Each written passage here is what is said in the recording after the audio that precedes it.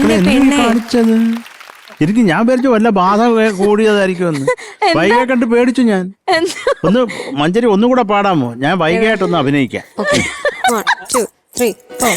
വെള്ളിച്ചിലങ്കയണിഞ്ഞൊരു പെണ്ണ് വള്ളുവനാടൻ പെണ്ണ് നിന്റെ വള്ളിക്കുടിലിനുള്ളിൽ ഇന്നലെ വിരുന്നു വന്നു വേറെ വിരുന്നു വന്നു.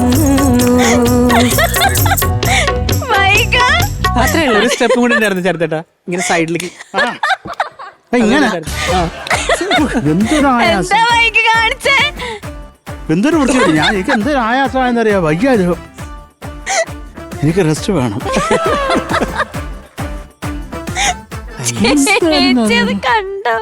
ഞാൻ ഇവിടെ കോൺസെൻട്രേഷൻ എന്നോട് സൈഡിൽ നിന്ന് ഡയറക്റ്റ് ചെയ്തില്ല. പാടിയാ മതി, എന്നെ നോക്കണ്ട, പാടിയാ മതി, എന്നെ നോക്കണ്ട.